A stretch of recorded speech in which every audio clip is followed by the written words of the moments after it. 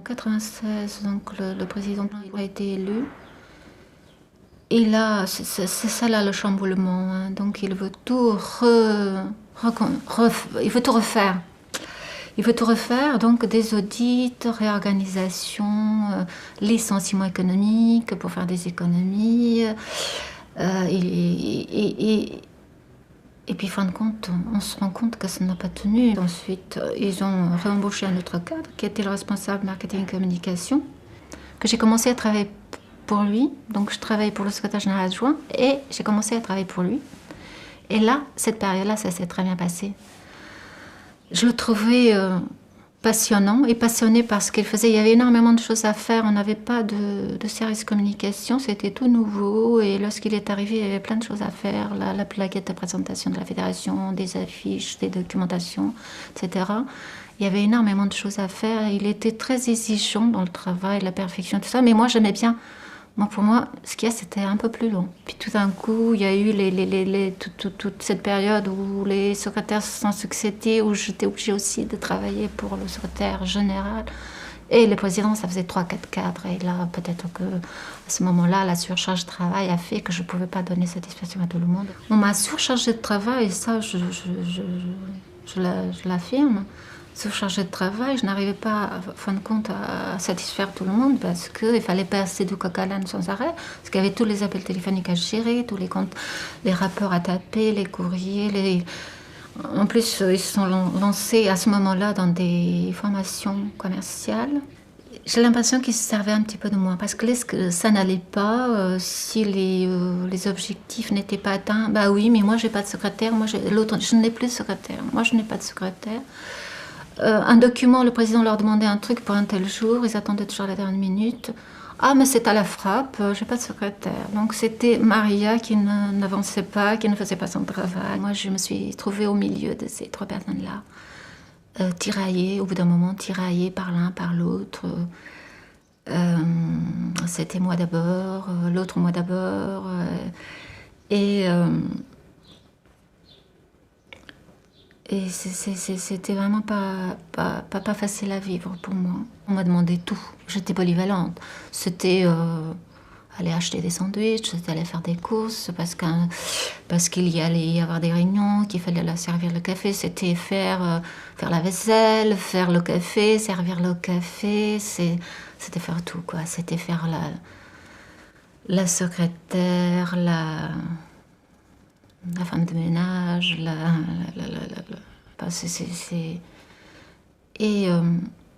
et je me suis posé la question, et pourquoi on ne me respecte pas au bout d'un moment. J'avais vraiment le sentiment qu'on ne me respectait plus. Et c'était très déstabilisant. Et petit à petit, j'ai perdu un peu pédale, quoi. Je suis allée voir le médecin qui m'a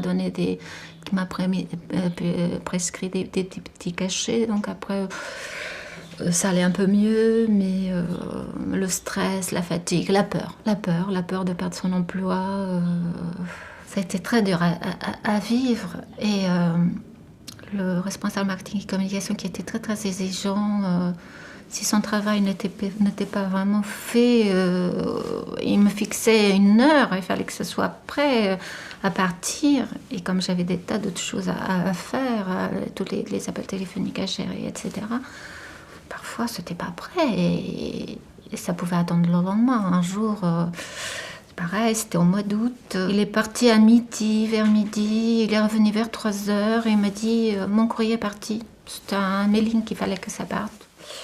Et moi, j'avais pas eu le temps de finir parce que c'était la période des vacances, que la collègue de bureau était en vacances. Et je n'ai pas pu finir. Et je lui ai dit, écoutez, je n'ai pas pu terminer. Ça partira demain, le courrier est parti. À 15h, le courrier était parti. Et là, il m'a dit, non, il est hors de question. Et là, c'est parti. Il me lâchait pas. Il était dans mon bureau, il me lâchait pas. Et je lui ai expliqué, voilà, je suis toute seule, comme vous le savez. J'ai travaillé pour un tel, j'ai fait ceci, j'ai fait cela. Je lui ai donné mon emploi de temps. Et il continue à me faire des tas de reproches. Je me rappelle plus de tout. Mais je sais que je lui ai dit, écoutez, à un moment donné, vous voyez, c'est pour ça peut-être, oui, je sais pas. Je lui ai dit, vous sortez du bureau, sinon je vous envoie quelque chose à la figure. Je suis partie et j'étais mal, je tremblais, j'étais seule. On m'a laissé rentrer seule, alors que je n'étais pas bien de toute façon. On m'a laissé rentrer seule, j'étais dans le métro et je pleurais, je tremblais, j'avais vraiment... Je déambulais, je me rappelle comme si c'était encore aujourd'hui. C'est vrai que j'avais donné ma démission. C'était verbal, je n'avais pas fait le courrier. Et là, déjà mon médecin, il m'a dit, mais il ne faut pas donner votre démission comme ça, vous n'êtes pas bien, vous allez vous reposer. Il m'a donné des médicaments pour dormir, pour essayer de dormir, de reposer. Il m'a arrêté 15 jours, il m'a dit, dès que ça va un petit peu mieux, vous revenez me voir. Mais ce jour-là, je suis perdue, j'ai dit, j'ai tout perdu. Et j'étais même persuadée que j'allais être pénalisée parce que je suis partie du bureau et je dis plus jamais je ne pourrai retourner dans ce bureau-là. C'est impossible. Vous savez, c'est très difficile de vivre dans la souffrance comme ça, alors que vous essayez de faire pour le mieux. Et vous avez l'impression qu'il n'y a pas de justice. Qu'il n'y a pas de justice parce que ça dure des mois, ça dure à 4 ou 5 ou 6 ans. J'ai une maladie, disons, de cœur qui est l'arythmie cardiaque, qui est traitée par, bien sûr, aujourd'hui par médicaments et contrôlée, mais qui, disons, c'est disons, découverte il y a 2-3 ans en arrière et que mon médecin met sur on va dire le stress, entre guillemets, le stress de l'activité du métier que je fais. Je représente une entreprise de concession automobile voitures sans permis qui a depuis une dizaine d'années et qui a suivi une évolution disons, assez importante ces 4 ou 5 dernières années et qui ont augmenté les charges de responsabilité tant au niveau, disons, importance en volume, mais responsabilité avec les banques, les fournisseurs. La tâche des mécaniciens est d'effectuer le travail qu'on leur confie, mais sans se soucier disons, de la difficulté qu'on peut avoir après avec le client parce que le travail n'est pas rendu dans les temps, parce qu'on va avoir remplacé plus de pièces que prévu. Donc, ils ont une obligation de résultat, comme j'en ai une vis-à-vis du client. Et il ne la supporte pas, cette obligation de résultat vis-à-vis du client. La relation à ce moment-là avec le personnel est parfois, ça se passe toujours bien, je ne veux pas dire que ça ne se passe, mais il y a une contrainte d'une part de leur côté et une part du mien parce que je souhaiterais effectivement que le travail et la production suivent ces pics. Et que ce n'est pas toujours facile. Hein. On a l'impression qu'étant responsable d'une entreprise, on est assis derrière son bureau et que on pourrait aussi venir donner ou venir aider. Je pense que là, il y a d'autres... les gens d'atelier ne voient pas toujours que le travail n'est pas le même. Il est peut-être moins physique en ce qui me concerne. Mais par contre, si je vais les aider, c'est des tâches, disons, extrêmement importantes qui ne seront pas assurées, c'est des commandes qui ne seront pas passées, c'est, disons, de la comptabilité qui prendra du retard, c'est tout un tas de choses qui, après, viennent perturber et mettre en retard la partie administrative de l'entreprise. Dans l'activité de tous les jours, le téléphone est justement le gros problème parce que, alors, peut-être qu'il nous manque une secrétaire, mais bon, les problèmes de personnel ne sont pas faciles et les charges sont disons qu'on a fait aujourd'hui l'impasse sur cette personne supplémentaire qui ne réglerait pas tout, malheureusement. C'est aussi pour ça qu'on n'a pas choisi cette orientation. Et c'est vrai que dans une journée, entre le téléphone, les clients qui se présentent eh bien, de 8h30 le matin jusqu'à 18h30, il est hors de question de faire un travail qui demande une attention continue, plus de 5-6 minutes. Donc là, c'est reporté sur au-delà de 20 heures et surtout le week-end, où les travaux de comptabilité, je dirais, même ne serait-ce que faire des courriers ou répondre à certains clients, ça se fait quand effectivement tout le monde est rentré chez soi, quoi, après 20 heures. C'est très difficile effectivement à certains moments de supporter les pressions, et notamment sur la trésorerie d'une entreprise quand il y a une récession. Quand l'activité progresse, les choses sont absorbées par l'entreprise d'une manière correcte. Quand l'activité est à l'inverse, c'est là où les marges de manœuvre sont très faibles. Concernant les points délicats qui peuvent être des traites qui vont se présenter ou un chèque qui est revenu impayé et qui va mettre le compte dans des situations qu'il faut régler très rapidement ou le lendemain matin, c'est vrai que je vais avoir du mal à m'endormir. Je mets en grande partie cette maladie sur ce problème d'activité. Mais d'un autre côté, se dire que si je voulais, disons, assouplir un tout petit peu diminuer cette activité stressante, je ne sais pas si je l'accepterais facilement.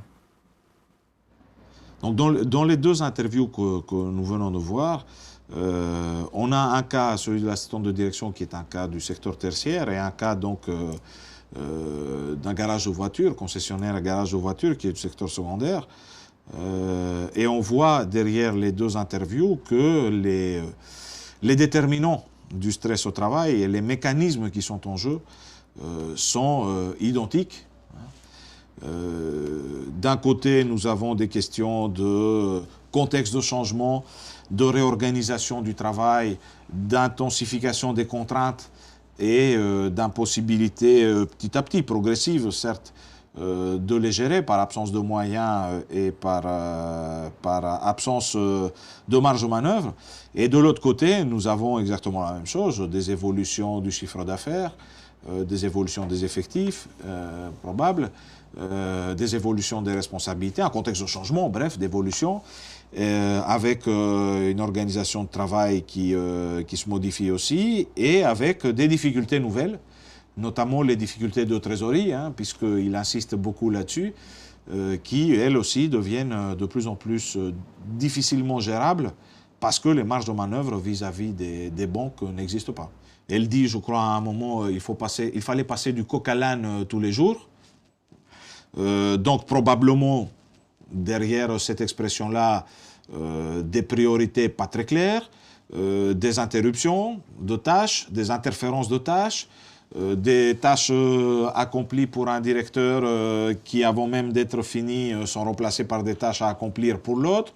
Les urgences n'étant pas les mêmes, c'est à elle, en quelque sorte, d'établir les priorités, ce qui est une responsabilité énorme pour quelqu'un qui est un exécutant, malgré tout.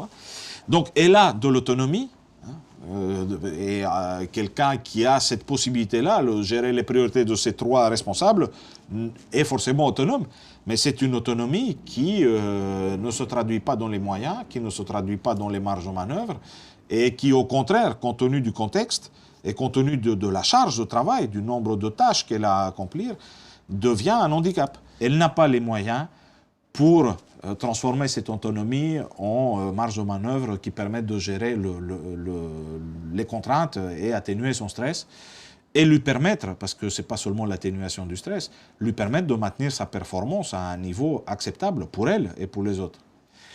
Tandis que le gérant de cette entreprise donc de voitures, de cette société, lui, malgré la pression des banques, malgré le fait qu'il est à la merci de ces banques, malgré l'incompréhension de la réalité de son travail par ses salariés, il fait le choix, mais c'est lui qui le fait, de ne pas embaucher de secrétaire. Là, il a l'autonomie de décider s'il va se donner les moyens ou pas. L'assistant de direction n'a pas cette possibilité-là. Son autonomie est une autonomie du type « débrouillez-vous ».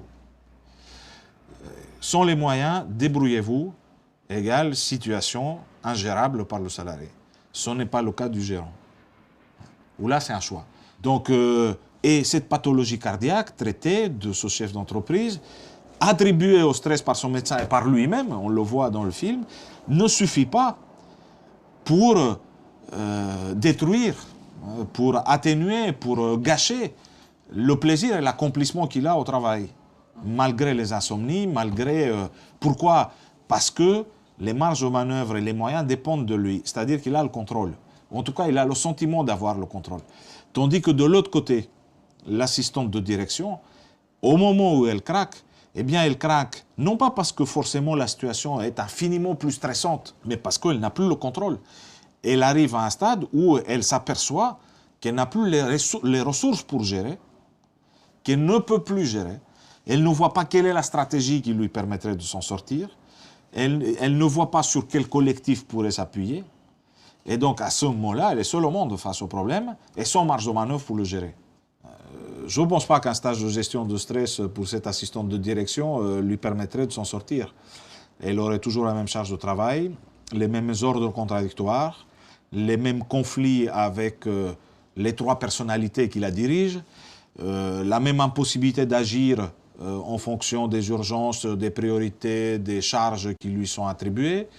Je ne pense pas qu'en lui faisant un stage de yoga ou de méditation quelconque, elle arriverait mieux que cela. Si on avait pris la peine de regarder la réalité de son travail, la réalité de ses contraintes, la réalité des moyens qu'elle avait pour les gérer, eh bien, on aurait certainement pris des mesures qui toucheraient l'organisation, qui toucheraient ses compétences, sa formation, qui toucherait le collectif de travail et les possibilités de collaboration, qui auraient permis une autre issue que celle-là, à la fois du point de vue de cette assistante, sa santé, son emploi aussi, puisqu'il est en cause, et du côté de la performance de cette assistante qui serait maintenue. Du côté du chef d'entreprise, on a une pathologie qui est donc une décompensation du stress au travail.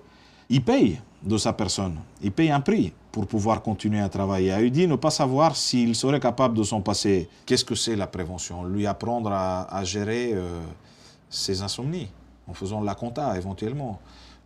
Lui apprendre quoi? L'action possible, c'est dans la reconnaissance de son travail réel, dans la mise en place de collaboration et de coopération avec ses collaborateurs qui vont mieux comprendre finalement les contraintes en travaillant avec lui, et donc par là même la création de marge de manœuvre et de nouveaux moyens collectifs pour gérer les contraintes. Le problème avec les banques, on ne le changera pas, qu'ils fassent un stage ou qu'on agisse sur autre chose. Mais la capacité de gérer collective de son entreprise, de gérer ce problème avec les banques et la trésorerie quotidienne, peut changer. Donc voilà, je crois que quand on considère que le stress au travail, comme d'ailleurs d'autres problèmes de santé au travail, sont le résultat de tensions et de déséquilibres très forts dans le rapport que l'acteur, le salarié, a avec l'organisation, avec les autres. Déséquilibre en sa défaveur parce que les contraintes augmentent et les moyens qu'il dispose pour les gérer, les marges de manœuvre qu'il a pour utiliser ces moyens-là, individuels et collectifs, n'augmentent pas, voire diminuent. Et là, qu'on parle du stress, qu'on parle des TMS, qu'on parle d'autre chose, l'issue est la même.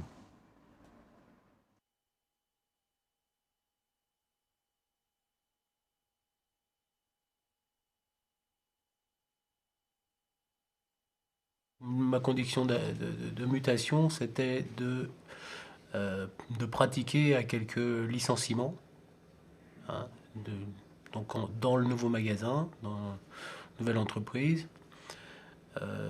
Bon, c'était une des conditions pour être muté, hein, pour accéder au poste en tant que responsable. Hein. Donc j'étais quasiment contraint à accepter les conditions. De là, il y a eu, les problèmes ont commencé. Hein, c'est-à-dire que, en fait, j'ai eu énormément de mal à trouver des raisons valables, hein, pour les licenciements de ces personnes-là. J'ai pratiqué aucun licenciement. Et donc, ce sont les faits qui m'ont été reprochés immédiatement. Hein, ça s'est déroulé dans les 4 mois qui ont suivi ma mutation. Les licenciements ont été faits, hein, malgré moi. Et ces personnes, donc il y a eu 3 personnes donc, de licenciées sur un mois et demi. Et donc elles n'ont pas été remplacées. Donc moi, je contribuais donc à faire le travail de ces 3 personnes. Je m'intégrais à l'équipe. Le matin, je venais à 5h, 6h pour faire le travail de ces 3 personnes. J'avais sur mon dos, tout le temps, en permanence, mon responsable hiérarchique qui me suivait pas à pas quasiment, hein, qui faisait le tour de tous mes rayons pour voir s'il manquait des étiquettes, s'il manquait des produits, si mes gondoles étaient propres. Ça a duré 3-4 mois, cette situation. J'ai eu des problèmes d'estomac, j'ai fait un début d'ulcère. Je commençais à 5-6 heures le matin. Il m'arrivait donc de finir à 19h, 19h30. Et quand j'étais de permanence, c'était 22h. Hein. J'étais impliqué dans mon rayon. Je vivais que pour ça. Je peux le dire, hein, pendant 15 ans, j'ai pas vu mes enfants. J'ai pas vu passer le temps, quoi. J'ai eu quelques rendez-vous avec la direction. Et ça s'est assez mal passé. On m'a fait comprendre que je devais donner ma lettre de démission. Je me souviens, lors d'un entretien, mon directeur s'est approché de moi en face à face, de très près, en me demandant, en me montrant la porte et en me demandant de vouloir quitter le magasin. Et donner rapidement une réponse pour un départ quasiment immédiat. C'est-à-dire que vraiment j'ai senti de la haine. Hein. Bon, ça s'est assez mal passé. J'ai été convoqué plusieurs fois. On m'a fait recomprendre qu'il fallait que je parte. Qu'il fallait absolument que je parte et que, en fait, c'était moi la brebis galeuse du secteur. J'ai été donc mis dehors 3 fois du magasin, sorti par la sécurité, pour rien. En fait, c'était simplement, ils avaient remis en place donc le processus de harcèlement, c'est-à-dire qu'ils vérifiaient derrière moi tout ce que je pouvais faire, les étiquettes, les produits, les tablettes. Dès qu'il manquait quelque chose, j'étais convoqué. Et donc je me suis rebellé, je me suis un peu défendu. Et là, à ce moment-là, ils ont commencé à me sortir du magasin. Pendant ce temps-là, j'ai été mis de côté et toutes les responsabilités de mes 2 rayons ont été attribuées à mon adjoint. J'avais aucune maîtrise de l'équipe, des marchandises, de rien, mais je devais sortir le chiffre d'affaires, j'étais responsable du résultat final. Je me suis senti isolé par rapport à l'équipe. C'est-à-dire que j'avais aucun contact avec mes collègues. Je me sentais carrément à l'écart. Hein, j'adressais plus la parole à qui que ce soit. Je menais une vie d'enfer à ma famille, quoi, à mes enfants, à ma femme. On était vraiment sur le point presque de se séparer, quoi. Hein, j'ai dû faire un travail sur moi-même et j'étais suivi donc par un psychologue. Je provoquais les situations de crise, hein, pour pouvoir me lâcher, me libérer de ce que je pouvais ressentir au travail, de ce que j'avais pu accumuler.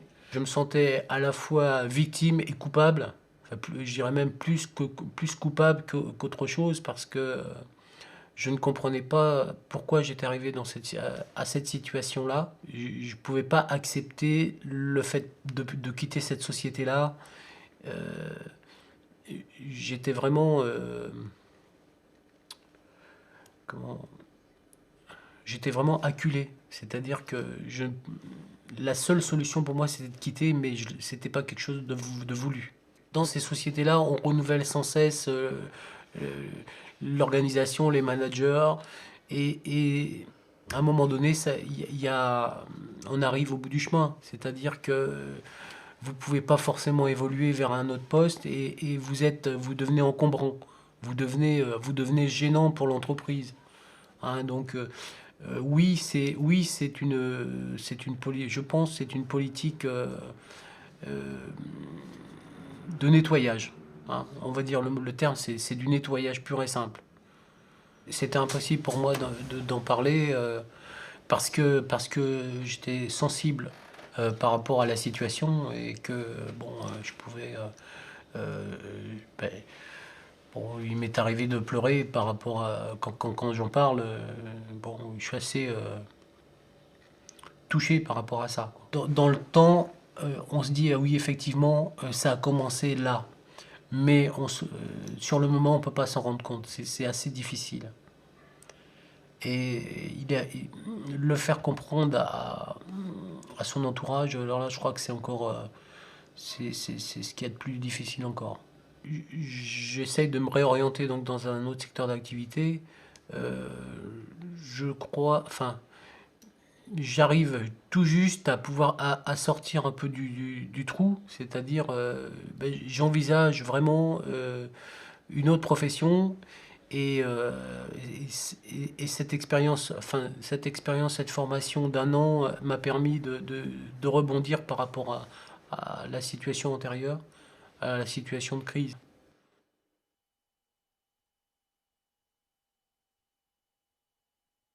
Ma condition de mutation, c'était de pratiquer à quelques licenciements, hein, donc dans le nouveau magasin, dans la nouvelle entreprise.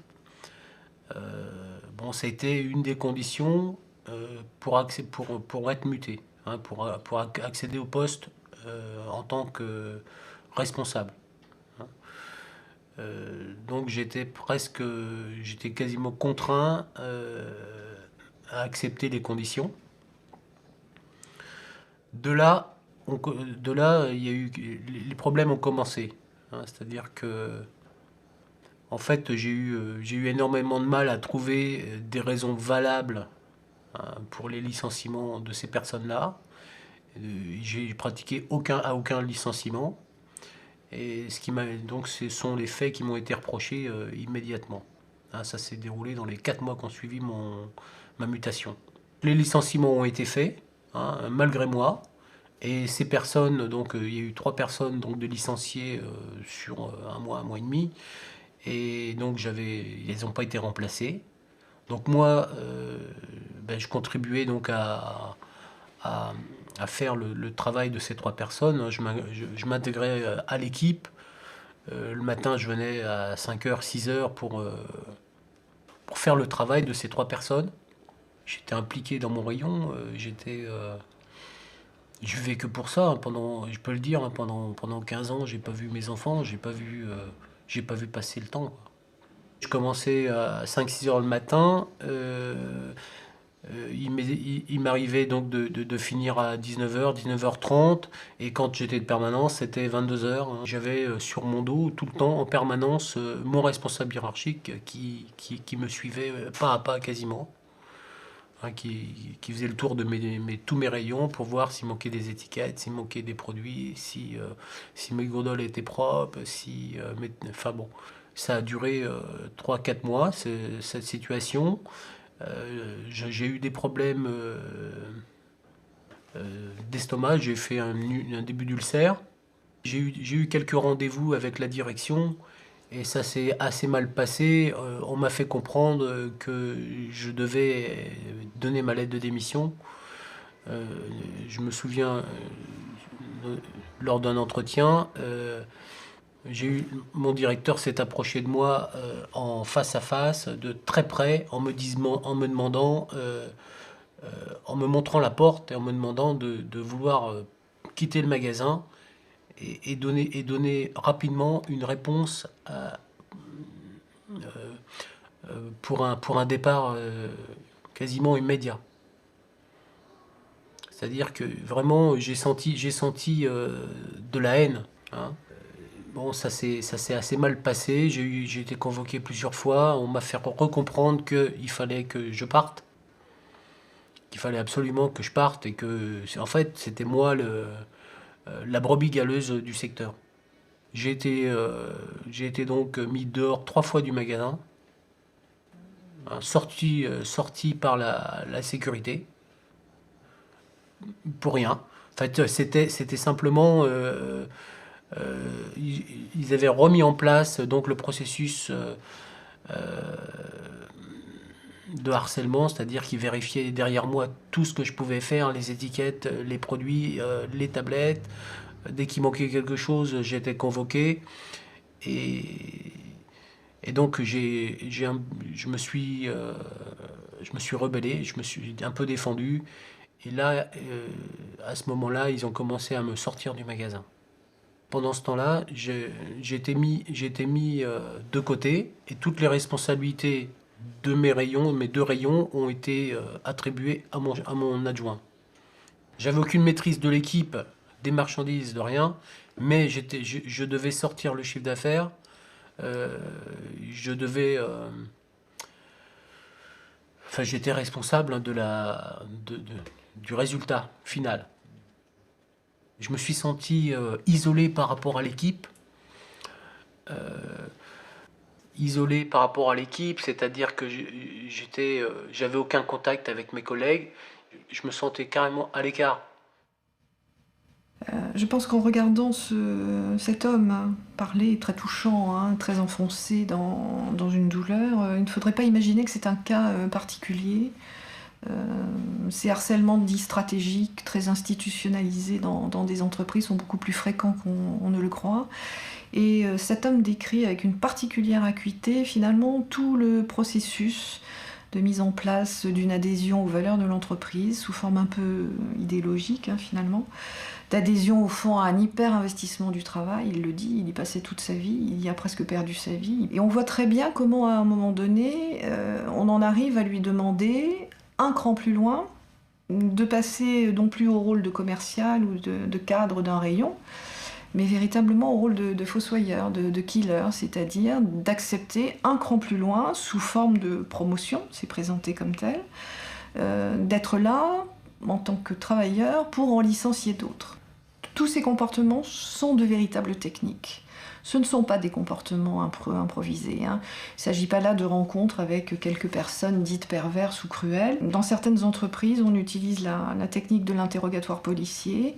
C'est un peu ce qu'il a décrit à un certain moment avec ce style de rapproché physique dont il dit que le contenu était de la haine, et qui est en fait une technique très construite où on enseigne à certains cadres ou à certains managers à faire peur, hein, aux salariés, généralement la porte ouverte sur le reste du service, pour qu'il y ait à la fois l'humiliation de celui qui est interrogé, mais pour que tout le monde en bénéficie et ressente de la peur. C'est vrai qu'on voit circuler à la consultation Souffrance et Travail, par exemple, des guides de management qui parlent d'utiliser la peur pour induire le changement dans une entreprise, et que cette peur, elle doit être déclenchée par le fait de fracasser les équipes, de les délocaliser, beaucoup fusionner, beaucoup démembrer encore une fois des collectifs de travail pour que les gens soient seuls, qu'ils n'aient jamais le temps de construire une coopération dans une équipe. Il y a très peu de gens qui ont la force de tenir en face de telles techniques. On veut tous construire son identité au travail, s'épanouir, faire sa place dans une équipe, être reconnu par les autres. C'est absolument fondamentalement constitutif de notre identité. Et pour ça, on est souvent prêt à payer le prix fort. Je menais une vie d'enfer à ma famille, quoi, à mes enfants, à ma femme. On était vraiment sur le point presque de se séparer, quoi. Hein, j'ai dû faire un travail sur moi-même et j'étais suivi donc par un psychologue.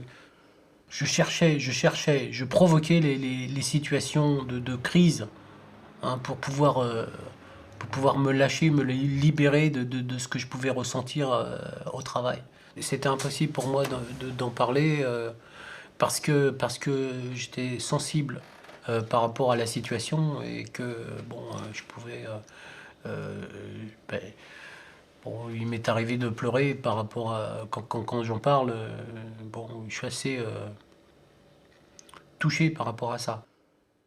Au fond, la modification psychique qu'induit le fait d'intérioriser cette idéologie d'entreprise, on ne la laisse pas dans le vestiaire de son lieu de travail en quittant le travail, on l'emporte avec soi dans sa vie privée, en famille, avec sa femme et ses enfants, et on en arrive, comme il le dit très bien, à défaut d'être encore le petit chef dans le travail, à faire le petit chef chez soi, pratiquement, probablement, à utiliser les mêmes comportements, les mêmes attitudes, le même ton verbal élevé et menaçant. Alors, à la fois dans une réduplication de ce qu'on a intériorisé, mais aussi parce que les couleuvres qu'on avale au travail dans la journée, il faut bien que quelqu'un d'autre les digère, et malheureusement, c'est souvent la femme et les enfants qui en pâtissent. L'entretien avec ce genre de salarié, le premier entretien, toujours un entretien extrêmement lourd de conséquences, parce qu'il faut arriver à le faire décoller son histoire personnelle, sa culpabilité première, de quelque chose qui relève véritablement de choix organisationnels. Et il faut les lui faire apparaître. Il faut lui montrer qu'il a été l'objet et le sujet aussi de véritables techniques de management, en l'occurrence de techniques de harcèlement, mais qui sont au fond des techniques de management, incluses parmi tant d'autres. Une fois qu'il a compris qu'il a été l'objet et le sujet d'un véritable système très édifié, très, très structuré, et qu'il n'est pas responsable de ce système, il faut véritablement cicatriser la plaie éthique, ce à quoi il a dû collaborer, ce qu'il a été obligé de faire. Il a fait souffrir sa femme et ses enfants, cet homme, il le sait, il en a conscience. Il a essayé, sans y arriver, comme il le dit, je n'ai pas bien fait mon travail, de faire souffrir des salariés de son équipe pour s'en débarrasser. On lui a quand même demandé, et il a infligé de la souffrance à d'autres. Et il en éprouve maintenant. Donc cicatriser toutes ces béances, toutes ces plaies, implique de donner du sens à tout ce qu'il a traversé, et surtout d'extraire de toute cette dérive de la notion de travail, le sens véritable du travail et la centralité du travail dans la construction personnelle. Et je me sentais à la fois victime et coupable, enfin, je dirais même plus coupable qu'autre chose, parce que je ne comprenais pas pourquoi j'étais arrivé à cette situation-là. Je ne pouvais pas accepter le fait de quitter cette société-là. J'étais vraiment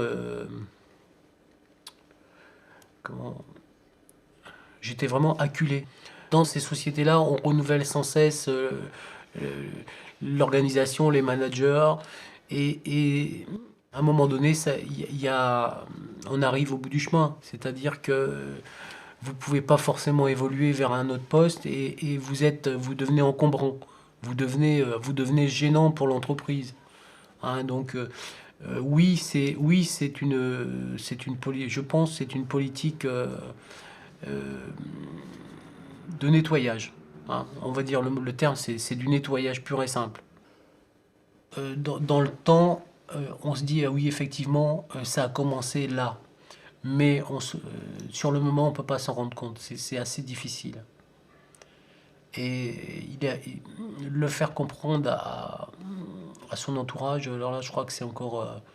c'est ce qu'il y a de plus difficile encore.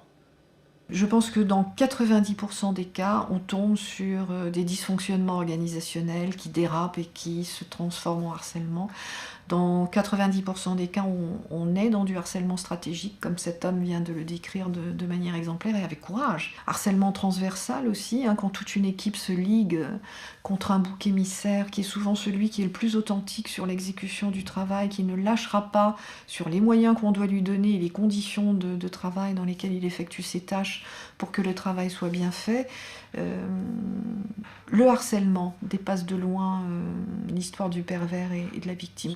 Donc la solution de sortie de ce type de stratégie idéologique managériale, c'est quand même le retour à la loi, au code du travail et à une action beaucoup plus forte et beaucoup plus étayée des acteurs de soins et de prévention, des comités techniques, des CHSCT, des délégués syndicaux et puis des DRH, des chefs d'établissement qui sont garants devant la loi de la santé mentale et physique de leurs salariés. Tout un réseau d'acteurs de prévention et de soins dans l'entreprise et hors l'entreprise qui devrait pouvoir finalement instiller une sorte de contre-attaque éthique à ce type de dérapage. Sauf que ces dérapages sont les 3/4 du temps parce qu'ils s'appuient sur un déni de la souffrance provoquée et sur une construction collective un peu délirante. Sauf que, encore une fois, ce style managérial est tellement intériorisé qu'interrogés séparément, les cadres qui agissent comme ça ne mesurent pas à quoi ils adhèrent et non plus ce qu'ils infligent aux autres. Et probablement le cœur du problème est là. J'envisage vraiment une autre profession et cette expérience, cette formation d'1 an m'a permis de rebondir par rapport à la situation antérieure, à la situation de crise.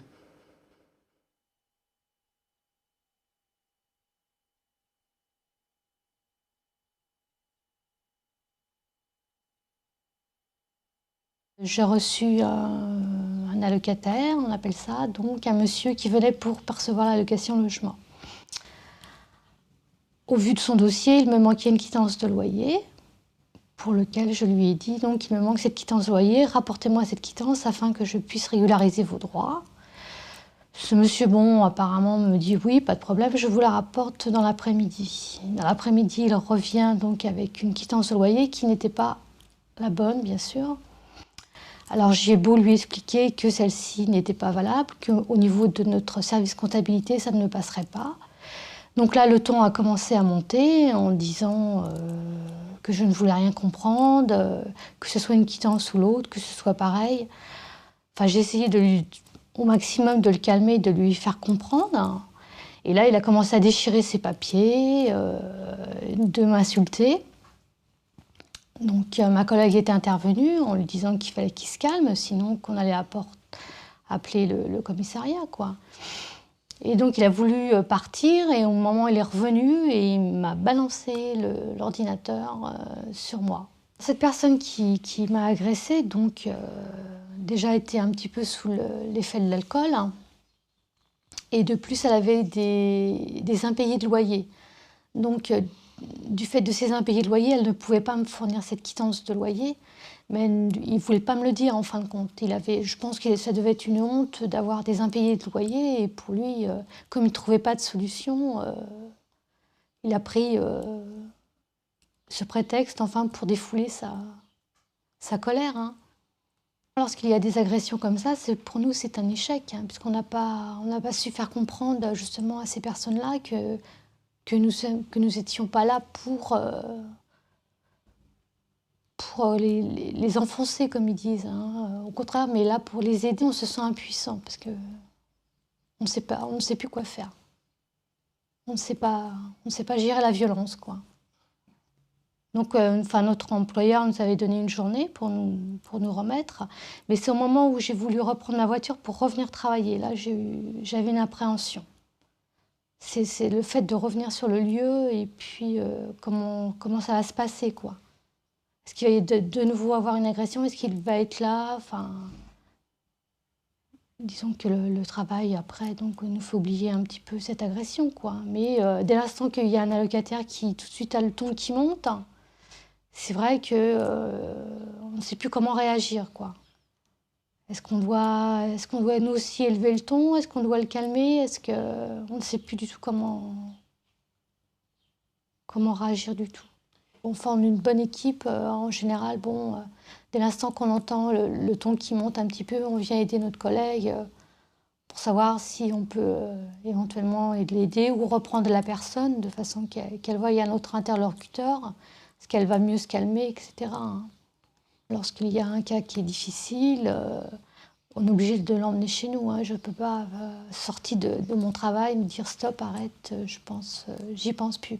Non, forcément, on est obligé de penser, voir ce qu'on pourrait faire. Et puis, même le lendemain, c'est souvent qu'on en rediscute après avec mes collègues.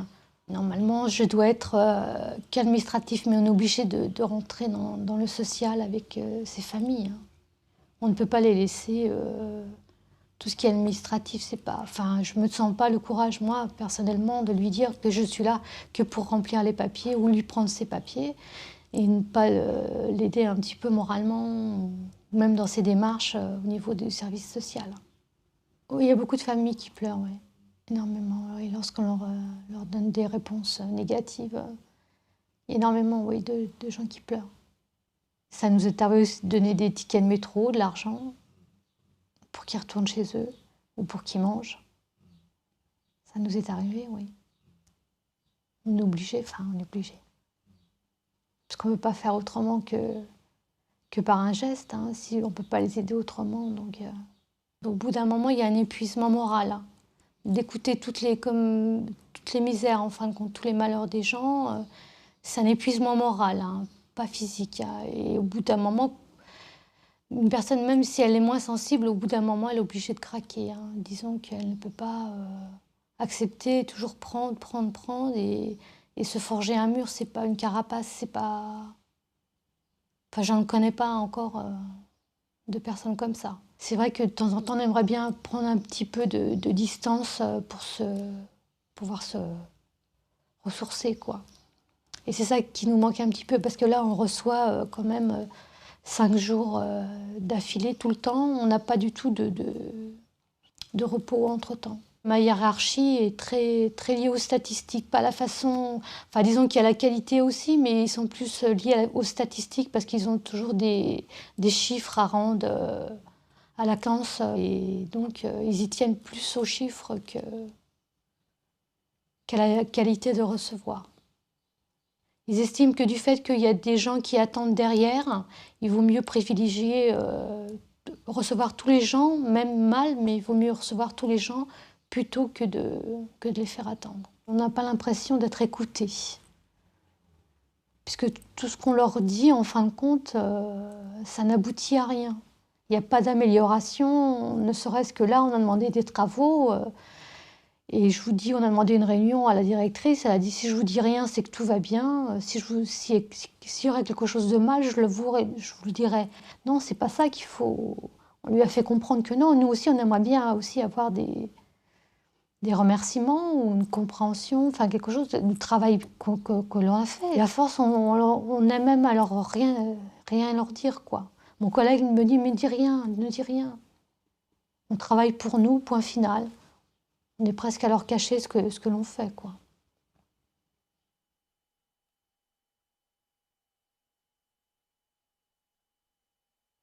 J'ai reçu un allocataire, on appelle ça, donc un monsieur qui venait pour percevoir l'allocation logement. Au vu de son dossier, il me manquait une quittance de loyer, pour lequel je lui ai dit, donc il me manque cette quittance de loyer, rapportez-moi cette quittance afin que je puisse régulariser vos droits. Ce monsieur, apparemment me dit oui, pas de problème, je vous la rapporte dans l'après-midi. Dans l'après-midi, il revient donc avec une quittance de loyer qui n'était pas la bonne, bien sûr. Alors j'ai beau lui expliquer que celle-ci n'était pas valable, qu'au niveau de notre service comptabilité, ça ne passerait pas. Donc là, le ton a commencé à monter en disant que je ne voulais rien comprendre, que ce soit une quittance ou l'autre, que ce soit pareil. Enfin, j'ai essayé au maximum de le calmer, de lui faire comprendre. Et là, il a commencé à déchirer ses papiers, de m'insulter. Donc ma collègue était intervenue en lui disant qu'il fallait qu'il se calme, sinon qu'on allait appeler le commissariat, quoi. Et donc il a voulu partir et au moment où il est revenu, et il m'a balancé l'ordinateur sur moi. C'est-à-dire on met en place, on entend parler que de ça, des cellules d'écoute, des débriefings, bon. Bien, c'est bien, il faut le faire.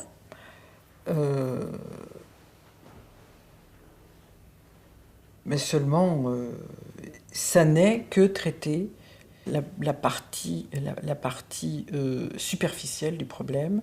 Et il me semble que ne s'en tenir qu'à ça, c'est quand même léger, c'est quand même ne pas voir quelles sont les causes réelles des difficultés des gens et du fait qu'ils craquent, hein, après une agression. Souvent, on pense que les problématiques d'agression, c'est des problématiques de traumatisme, de stress post-traumatique, de peur. C'est vrai, c'est comme ça, c'est vrai. Mais c'est vrai quand on travaille dans un environnement vraiment dangereux, je sais pas, les convoyeurs de fonds ou les gens qui sont systématiquement ou qui agressés, mais c'est pas à évacuer cette affaire-là. Mais c'est plus compliqué, quoi. Cette personne qui m'a agressée, donc, déjà était un petit peu sous l'effet de l'alcool. Et de plus, elle avait des impayés de loyer. Donc, du fait de ces impayés de loyer, elle ne pouvait pas me fournir cette quittance de loyer. Mais il ne voulait pas me le dire, en fin de compte. Je pense que ça devait être une honte d'avoir des impayés de loyer. Et pour lui, comme il ne trouvait pas de solution, il a pris ce prétexte, enfin, pour défouler sa colère, hein. Donc, notre employeur nous avait donné une journée pour nous remettre. Mais c'est au moment où j'ai voulu reprendre ma voiture pour revenir travailler. Là, j'avais une appréhension. C'est le fait de revenir sur le lieu et puis comment ça va se passer, quoi. Est-ce qu'il va de nouveau avoir une agression? Est-ce qu'il va être là? Enfin, disons que le travail, après, donc, nous fait oublier un petit peu cette agression, quoi. Mais dès l'instant qu'il y a un allocataire qui, tout de suite, a le ton qui monte, c'est vrai qu'on ne sait plus comment réagir, quoi. Est-ce qu'on doit nous aussi élever le ton? Est-ce qu'on doit le calmer? On ne sait plus du tout comment réagir du tout.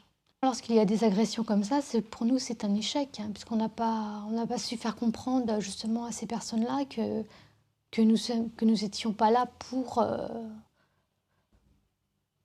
les enfoncer, comme ils disent, hein. Au contraire, mais là, pour les aider, on se sent impuissant, parce que on ne sait plus quoi faire. On pourrait se dire, à ce moment-là, elle applique les règles, et puis elle désinvestit son travail, etc. Or, justement, c'est dans ces situations-là, quand les gens se retrouvent confrontés à quelqu'un qui incarne l'administration dans toute sa froideur, etc., qu'elle va être agressée. Et tout le travail, en fait, tout ce qu'elle fait dans son travail réel, c'est faire en sorte de répondre aux demandes et aux difficultés de ces gens-là, de façon à ne pas être agressée, hein, de façon à minimiser le risque d'agression. Donc c'est justement, c'est là-dedans que se situe la difficulté. C'est justement parce qu'elle s'investit, parce qu'elle comprend, parce qu'elle écoute, qu'elle va minimiser le danger. Elle montre ce qu'il y a derrière, en fait, une agression. Au quotidien, ils sont insultés, l'objet d'incivilité. Et ça renvoie vraiment au sens du travail, au sentiment d'utilité, à l'estime de soi, au soutien social qu'on a dans l'entreprise ou pas. On forme une bonne équipe, en général. Dès l'instant qu'on entend le ton qui monte un petit peu, on vient aider notre collègue pour savoir si on peut éventuellement l'aider ou reprendre la personne de façon qu'elle voie un autre interlocuteur, est-ce qu'elle va mieux se calmer, etc., hein. Lorsqu'il y a un cas qui est difficile, on est obligé de l'emmener chez nous, hein. Je ne peux pas, sortir de mon travail, me dire stop, arrête, j'y pense plus. Non, forcément, on est obligé de penser, voir ce qu'on pourrait faire. Et puis même le lendemain, c'est souvent qu'on en rediscute après avec mes collègues. Normalement, je dois être qu'administratif, mais on est obligé de rentrer dans le social avec ces familles, hein. On ne peut pas les laisser... Tout ce qui est administratif, c'est pas... Enfin, je me sens pas le courage, moi, personnellement, de lui dire que je suis là que pour remplir les papiers ou lui prendre ses papiers et ne pas l'aider un petit peu moralement, même dans ses démarches au niveau du service social. Faire juste seulement son boulot administratif, moi, ça me semble être du déni. de penser que c'est possible, parce qu'il n'y a pas d'adaptation, il n'y a pas d'adaptabilité à la personne, à sa demande, à sa souffrance. Imaginons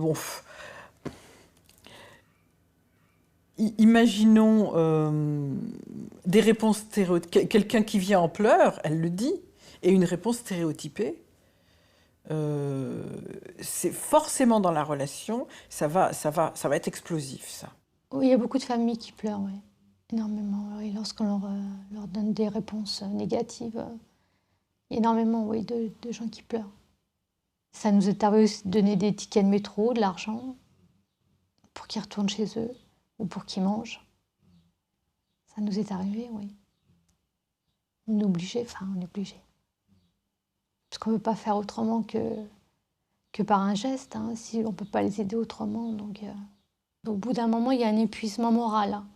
D'écouter toutes les misères, en fin de compte, tous les malheurs des gens, c'est un épuisement moral, hein, pas physique. Hein. Et au bout d'un moment, une personne, même si elle est moins sensible, au bout d'un moment, elle est obligée de craquer. Hein. Disons qu'elle ne peut pas accepter, toujours prendre, et se forger un mur, c'est pas une carapace, c'est pas...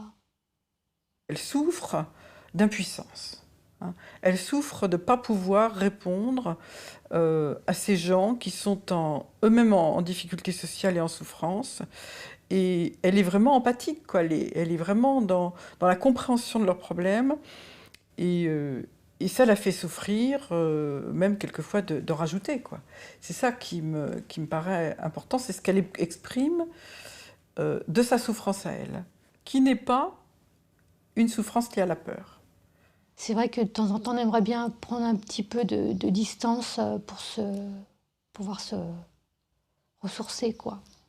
Et c'est ça qui nous manque un petit peu, parce que là, on reçoit quand même 5 jours d'affilée tout le temps. On n'a pas du tout de repos entre-temps. Ma hiérarchie est très, très liée aux statistiques, pas la façon... Enfin, disons qu'il y a la qualité aussi, mais ils sont plus liés aux statistiques parce qu'ils ont toujours des chiffres à rendre à la CANS. Et donc, ils y tiennent plus aux chiffres qu'à la qualité de recevoir. Ils estiment que du fait qu'il y a des gens qui attendent derrière, il vaut mieux privilégier recevoir tous les gens, même mal, mais il vaut mieux recevoir tous les gens plutôt que de les faire attendre. Elle ne peut pas se cantonner au travail prescrit, et il n'y a que le travail prescrit, ou la conformité au travail prescrit, qui est reconnue par l'administration. Donc je pense que c'est là une des difficultés majeures. La question, c'est comment on reconnaît le travail réel. Pour elle, le sens, c'est d'aider les gens, c'est d'apporter un service. Et ça, pour elle, c'est forcément plus gratifiant. C'est là qu'elle va trouver à être reconnue, elle va trouver une utilité, elle va trouver à nourrir l'estime de soi, etc. Elle ne pourrait pas tenir au travail sans ça. Non seulement on la reconnaît pas, mais on disqualifie cet aspect-là. Hein. On disqualifie cet aspect-là en disant, bon, comme les choses qu'on entend souvent, vous n'êtes pas une assistante sociale, etc. Sa souffrance, hein, c'est ça qui n'est pas reconnu. Heureusement, on voit bien qu'elle tient grâce au soutien de ses collègues, grâce quand même à son environnement de travail. Ça, pour elle, c'est favorable. Mais je connais des situations où il n'y a même plus ça, où les gens sont tout seuls et ils n'ont plus rien. Et là, c'est pas tenable, ils ne peuvent plus tenir. On n'a pas l'impression d'être écoutés. Puisque tout ce qu'on leur dit, en fin de compte, ça n'aboutit à rien. Il n'y a pas d'amélioration, ne serait-ce que là, on a demandé des travaux. Et je vous dis, on a demandé une réunion à la directrice, elle a dit, si je vous dis rien, c'est que tout va bien. S'il y aurait quelque chose de mal, je vous le dirais. Non, c'est pas ça qu'il faut... On lui a fait comprendre que non, nous aussi, on aimerait bien aussi avoir des des remerciements ou une compréhension, enfin quelque chose du travail que l'on a fait. Et à force, on aime même alors rien leur dire, quoi. Mon collègue me dit, mais dis rien, ne dis rien. On travaille pour nous, point final. On est presque à leur cacher ce que l'on fait, quoi.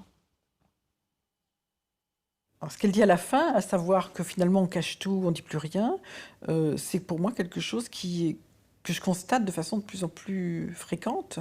Il y a des entreprises où non seulement l'encadrement ne sait pas ce qui se passe dans la réalité du travail, mais où en plus les gens qui travaillent vont produire des signes de prescrit qui vont faire écran, hein, et qui vont épaissir finalement l'écran de fumée qui existe entre les deux. Donc c'est pas seulement caché, ça va devenir complètement clandestin. Du côté de la hiérarchie, on se pose aucune question. Enfin, je veux dire, tout va bien, hein. Et puis, de l'autre côté, ça se passe pas du tout comme on croit. Et puis un jour, il y a quelque chose d'explosif qui se produit. Quelque chose d'explosif qu'on n'avait pas vu arriver, parce qu'on ne pouvait pas le voir arriver, puisqu'on n'avait aucun signe avant-coureur. Tous les modes de communication, de remontée d'informations sur ce qui se passait dans la réalité étaient coupés, hein, déconnectés.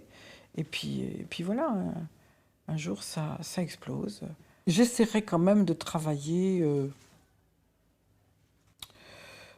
à refaire du lien, à recréer de la parole, hein, entre l'encadrement et ces personnes-là. Parce que je pense qu'ensemble, même si on ne refait pas le monde, ils peuvent arriver à trouver des solutions quand même, hein.